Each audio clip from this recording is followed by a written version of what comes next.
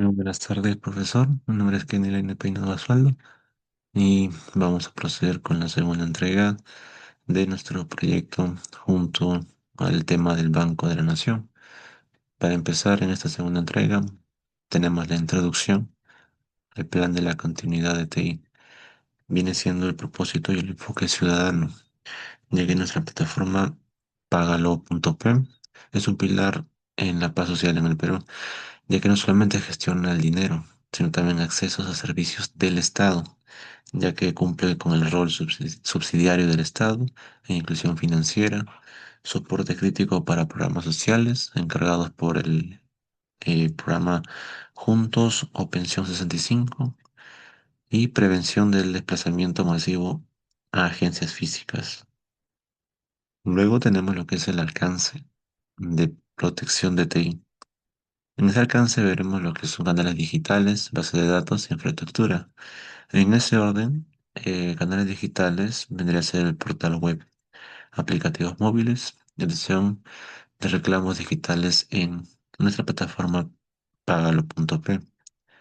En la base de datos, los repositorios transaccionales de cobro de tasas y tickets de reclamación y la infraestructura, el backend de orquestación, APIs de interoperabilidad y core bancario, así como también en objetivos de BCMS por la ISO 22301, vendría a ser la absorción de disrupciones, en este caso responder de forma técnica para evitar la suspensión de la pagaduría estatal crítica, mitigación del impacto en cascada para prevenir el colapso operativo de la red de agencias físicas del BN y gobernanza predictable, protocolos estandarizados para resguardar la integridad de la data transnacional pública.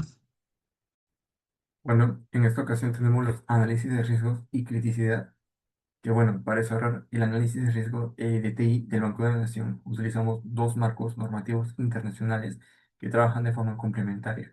El primero es la ISO 22301, que es la norma internacional de la gestión de continuidad del negocio. Este es un marco nuestro principal. Lo que hace esa norma es ayudarnos a identificar qué eventos podrían interrumpir las operaciones del banco y medir qué tan grave sería este impacto. Lo elegimos porque el Banco de la Nación no es un banco comercial cualquiera. Opera servicios críticos del Estado como el pago de pensiones, programas sociales, el tesoro público. Entonces, cualquier falla tecnológica no solo genera pérdidas de dinero, sino que afecta directamente a miles de ciudadanos peruanos. Y ahora, como segundo marco, es el NIS es CSF2, que significa National Institute of Standards and Technology Cybersecurity Framework Version 2, publicado en el año febrero del año 2024. Este marco complementa la ISO 22301 desde el lado de la ciberseguridad y tiene seis funciones que vendrían siendo gobernar, identificar, proteger, detectar, responder y recuperar. Lo usamos para clasificar cada riesgo identificado y orientar cómo debe tratarse desde la perspectiva de la seguridad digital. A continuación, tenemos la metodología de evaluación, que, bueno, basada en la metodología, la evaluación de cada riesgo se basa en una ecuación fundamental. Esto quiere decir que ese riesgo es igual a probabilidad multiplicado por el impacto.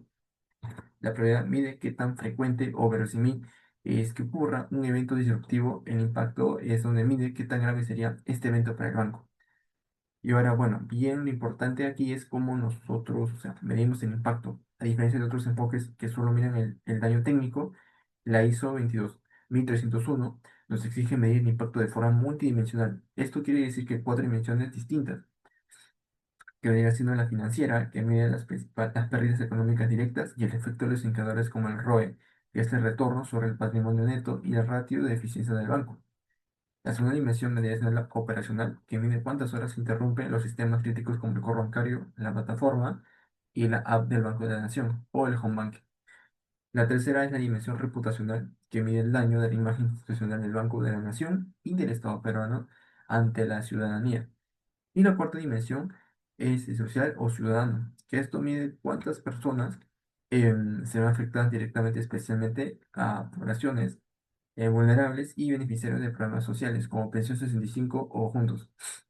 El impacto final de cada riesgo se calcula con un promedio de esas cuatro dimensiones. Esto quiere decir que se suman los cuatro valores y se divide entre cuatro. Como resultado, aplicamos la ecuación de riesgo igual a esa prioridad por impacto. En el documento escrito se encontrará el detalle más detallado esta parte, cada dimensión con sus criterios específicos para el Banco de la Nación. Aquí solo se está presentando una estructura esencial. A continuación tenemos la escala de probabilidad e impacto. En esta parte, una vez definida la metodología, necesitamos las escalas concretas para asignar los valores numéricos de cada riesgo. Como se puede apreciar, en la escala de probabilidad va del 1 al 5, que el nivel 1 significa muy baja prioridad. Esto quiere decir que el evento es tan excepcional que podría ocurrir menos de una vez cada 5 años. Un nivel 5 significa muy alta probabilidad, o sea, el evento es prácticamente inevitable, dada la arquitectura tecnológica actual del banco, y podría ocurrir más de 5 veces al año o de forma continua. La escala de impacto también va de entre el 1 al 5. Un nivel 1 quiere decir un impacto muy bajo, absorbible sin mayor consecuencia.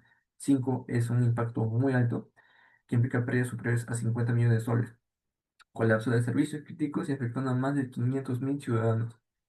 Abajo del mapa del calor se puede apreciar resultados multiplicados por la probabilidad por el impacto. Si el resultado está entre 1 o 4 se considera un riesgo bajo, solo requiere monitoreo.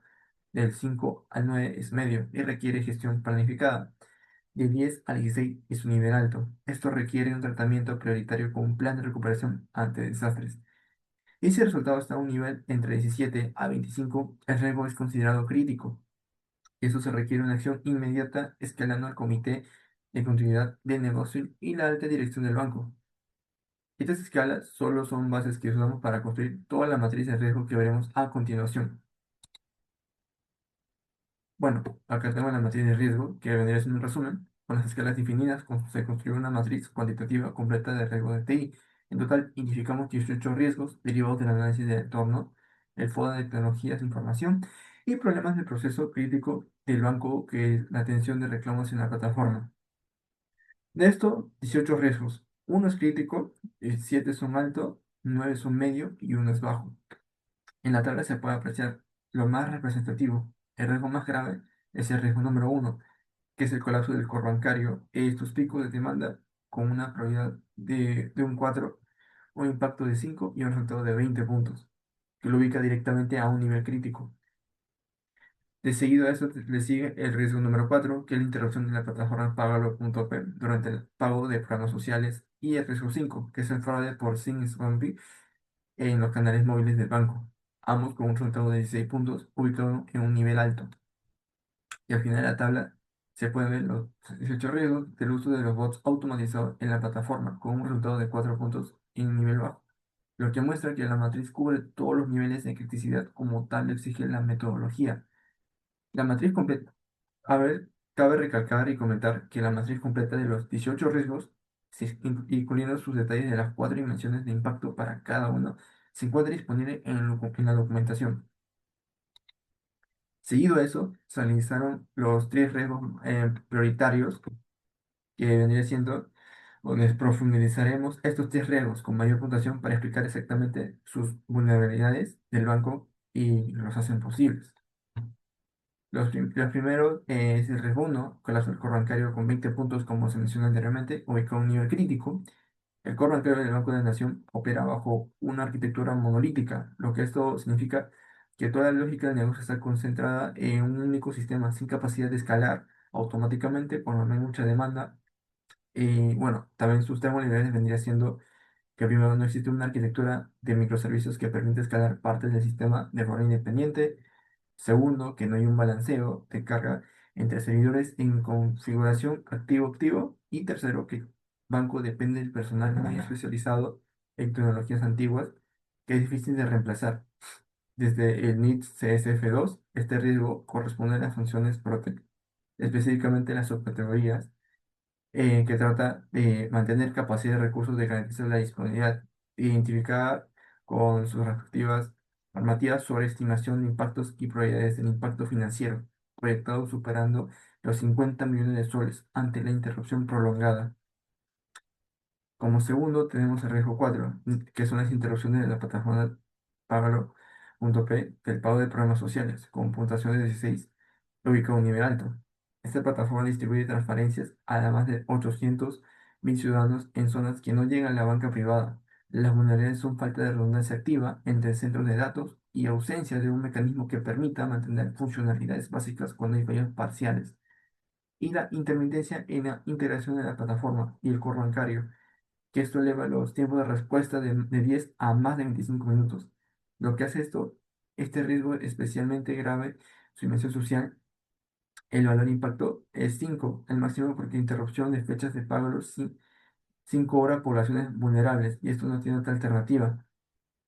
Ahora, finalmente tenemos el tercer riesgo, el número 5 que es el fraude masivo por SIM swapping a canales móviles, también con 16 puntos en un nivel alto.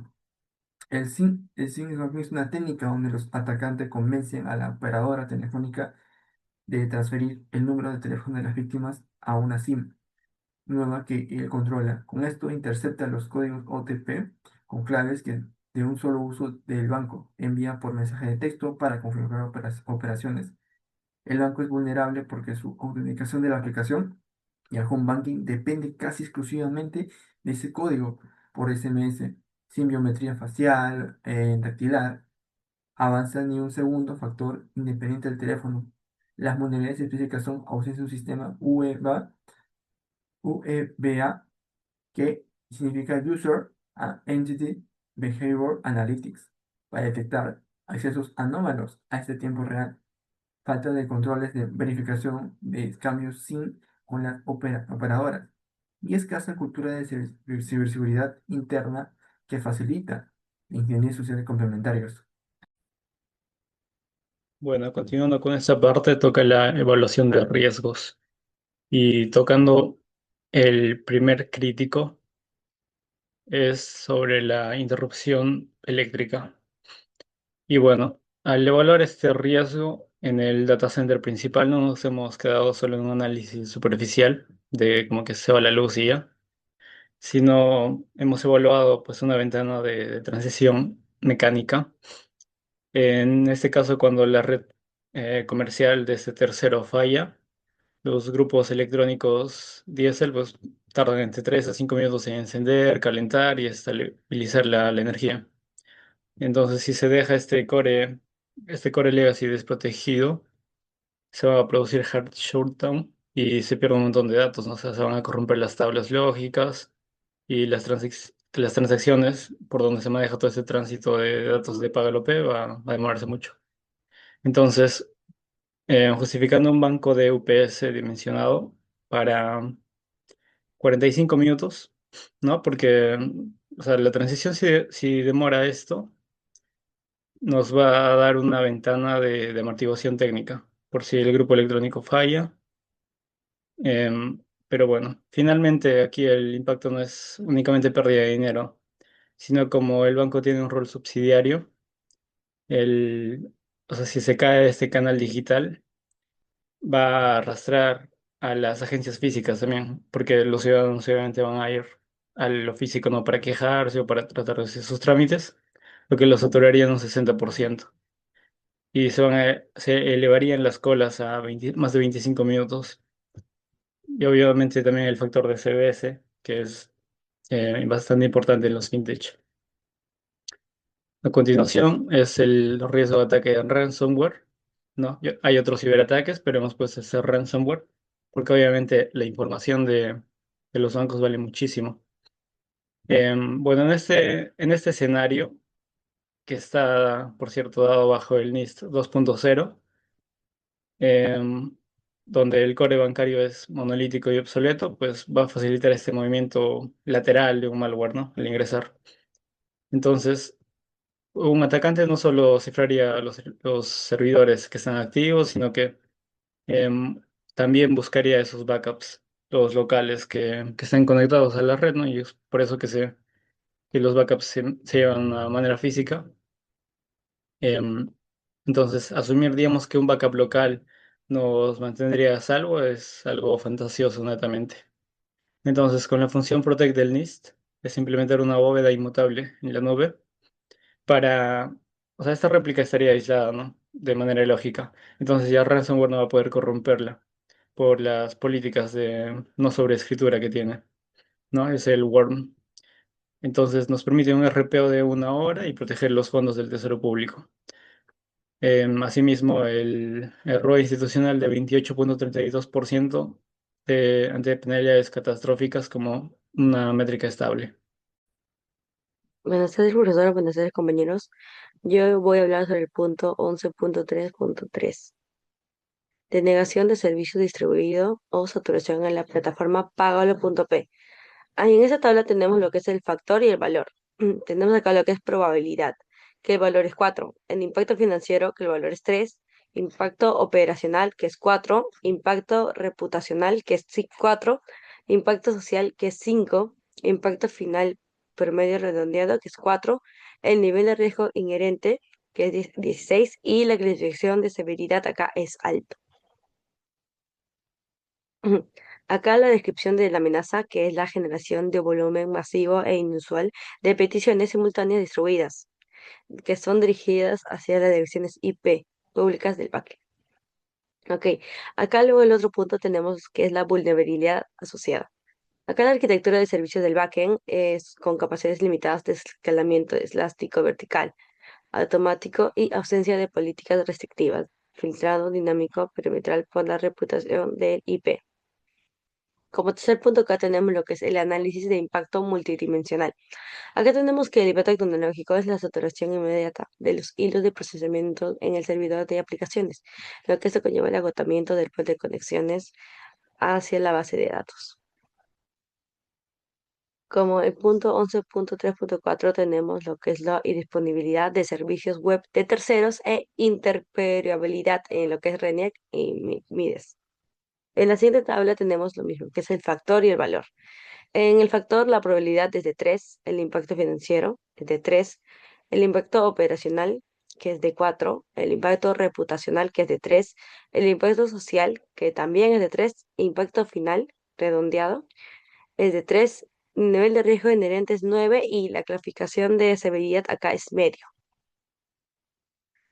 En la descripción de amenaza, acá tenemos que las fallas técnicas estructurales o de degradación del servicio en las plataformas externas del Estado operativos de René Guamines, interrumpiendo lo que es la comunicación remota en el banco. La vulnerabilidad de acá es la alta dependencia de conexiones sincrónicas vía APIs, externas para procesos críticos de validación. En análisis del impacto multidimensional, tenemos acá que el impacto tecnológico interrumpe abruptamente la ejecución de los web service de validación en el banco. En el 11.3.5 tenemos lo que es el error operativo interno en la configuración de parches de seguridad de los backends. Acá tenemos la siguiente tabla donde indica el factor y el valor. Acá la probabilidad es de 2, el impacto financiero es de 2, el impacto personal de 3, el impacto reputacional de 2, el impacto social 2, el impacto final de promedio redondeado es de 2 y el nivel de riesgo de 4. Acá esta clasificación de severidad es de bajo a medio. Acá la descripción de la amenaza es la inadecuada manipulación de los archivos de configuración, la mala asignación de permisos de acceso o despliegue erróneo de actualizaciones críticas en el cliente sobre los entornos de producción del backend. La vulnerabilidad de acá es la brecha de capacidades digitales internas que se tiene dentro del equipo tradicional.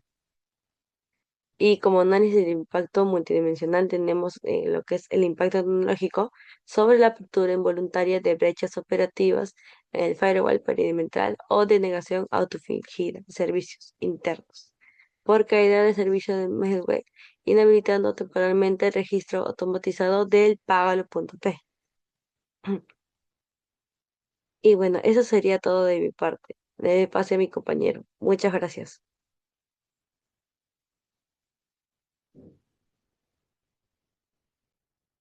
Y finalmente, para continuar este punto 11, están las estrategias de mitigación, ¿no? Aquí se presentan los 5 riesgos priorizados con un plan de tratamiento proactivo,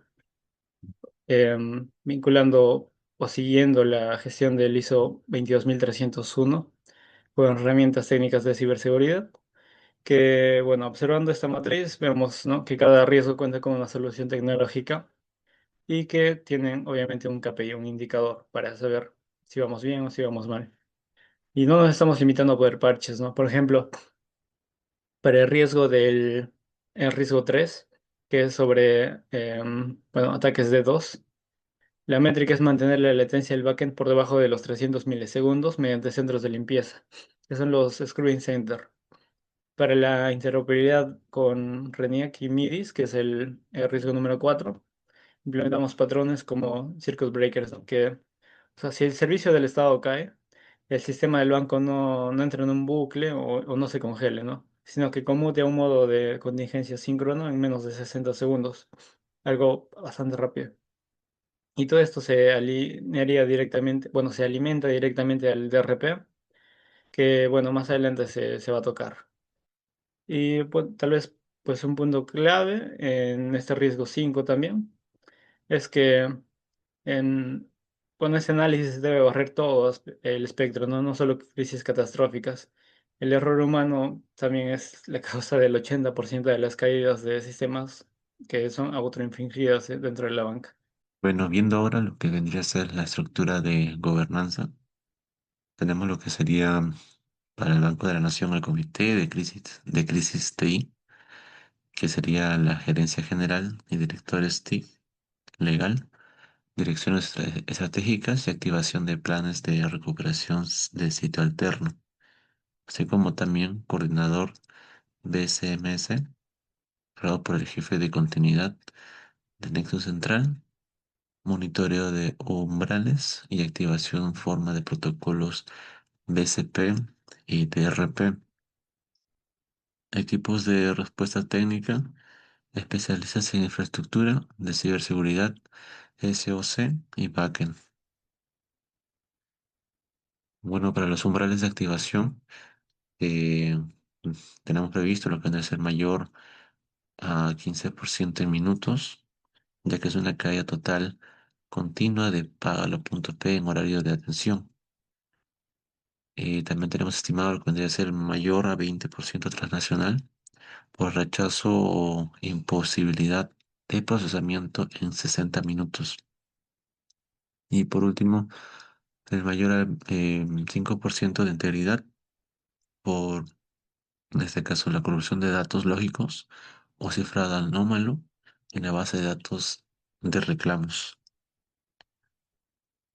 así como también el escalamiento interno en los canales de seguro, el uso de Signal Enterprise con identidades validadas y redes satelitales ante caída de red corporativa, cadena de cadena de llamadas, notificaciones automatizadas, SMS o voz en menos de 7 minutos desde la detección de anomalías.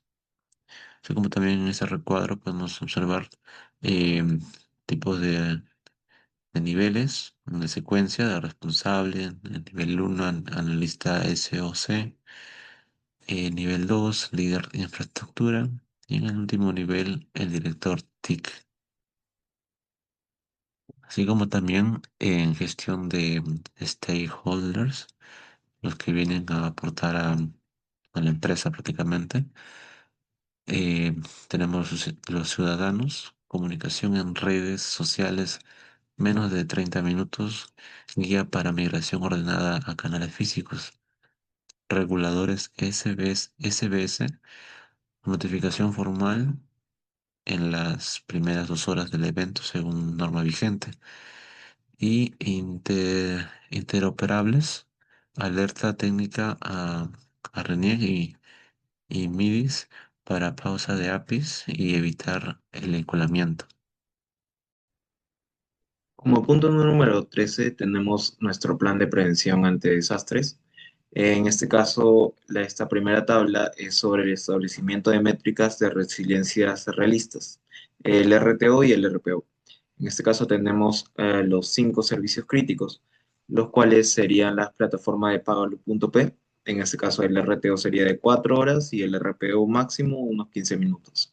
El core bancario legado, que sería el RTO 6 horas, el RPO 30 minutos, El sistema de reclamos digitales, 8 horas de RTO, 2 horas de RPO, los APIs de la RENIEC y del MIDIS, que serían 12 horas de RTO, 4 horas de RPO, y los servicios internos administrativos, que estos duran más que todos, que sería 24 horas de RTO y de RPO 12 horas. En la siguiente tabla tenemos los pasos secuenciales para la restauración de servicios críticos. Este está dividido en 10 fases. La primera fase, la actividad técnica que tendríamos sería la declaración formal del incidente y aislamiento del sistema, de sistemas comprometidos. Esto duraría entre 0 y 15 minutos. La fase 2 cuenta con la activación del DRP y comunicación al coordinador BSMS, esto de minuto 15 a minuto 30. Al llegar a la hora, vendrían a evaluar la integridad de infraestructura y análisis forense inicial. A las 2 horas se activa la activación del sitio secundario y failover de la conectividad. A la tercera hora se restauran las bases de datos desde backups inmutables. A las 4 horas se valida la consistencia transaccional del core bancario. La actividad a la quinta hora es el levantamiento progresivo de APIs y servicios de Pagalo.p. A la sexta hora, la verificación funcional del flujo de reclamos y autenticación. A la octava hora tendremos el monitoreo reforzado y análisis de estabilidad operativa. Y luego de las 8 horas se va a reaperturar controladamente los servicios al público. Como punto 14 tenemos las conclusiones generales. El 14.1 sería las conclusiones del diagnóstico organizacional y tecnológico. El Banco de la Nación cuenta con una alta dependencia operativa del core bancario legado con arquitectura monolítica. Esto incrementa los riesgos de indisponibilidad, la saturación transaccional y la degradación del servicio ciudadano. La plataforma Pagalo.e constituye un activo crítico de alcance nacional, cuya interrupción impacta directamente la inclusión financiera, la continuidad de programas sociales y la estabilidad operativa del Estado peruano. Se identificaron muchas vulnerabilidades. Entre los más críticos son las limitaciones de escalabilidad, la ausencia de redundancia, la dependencia de APIs externas y las brechas de capacidades digitales del personal técnico. El análisis basado en ISO 22301 y el NIST CSF 2.0 permitió evidenciar que los riesgos tecnológicos del Banco de la Nación no solo tienen impacto financiero, sino también consecuencias sociales y reputacionales de gran magnitud. Y se pudieron identificar riesgos críticos, como sería un ransomware, interrupciones eléctricas y la saturación de canales digitales. En las conclusiones de resiliencia, continuidad y gestión de crisis, el uso de backups inmutables, segmentación Zero Trust y mecanismos failover permiten reducir el riesgo de pérdidas irreversibles de información crítica del Estado. Los objetivos de recuperación establecidos, como el RTO y el RPO, son técnicamente viables y realistas, considerando la infraestructura actual y permite minimizar el impacto social derivado de interrupciones prolongadas. La implementación de un DRP alineado al NIST-CSF mejora significativamente la capacidad institucional de recuperación ante incidentes catastróficos y ciberataques avanzados. La resiliencia organizacional del Banco de la Nación dependerá no solo de la modernización tecnológica, sino también de la capacidad continua de capacitación y adaptación del personal frente al recambio digital. Como punto número 15, tenemos las buenas prácticas. El 15.2 es el programa de pruebas y simulacros continuos. En este caso tenemos 6 ejercicios que se van a frecuentar de manera mensual, trimestral y semestral y también anual. En este caso, el primero sería una simulación tabletop, que sería cada trimestre. El objetivo de esta simulación es evaluar las tomas de decisiones del comité de crisis. El segundo ejercicio sería las pruebas parciales de restauración de backups. Esto sería mensual. para verificar la integridad y recuperación de esta información. Un simulacro de ransomware, esto sería un ejercicio más masivo, sería de manera semestral para validar el aislamiento de recuperación desde backups inmutables. El cuarto sería la prueba de failover de infraestructura, también semestral, para evaluar la continuidad operativa del sitio alterno. Quinto sería la simulación integral del DRP más el BCP. Esto sería anual para validar la coordinación organizacional y recuperación completa. Y por último tendríamos la auditoría y revisión de métricas como el RTO y el RPO. Esto sería trimestral para verificar el cumplimiento de objetivos de la resiliencia.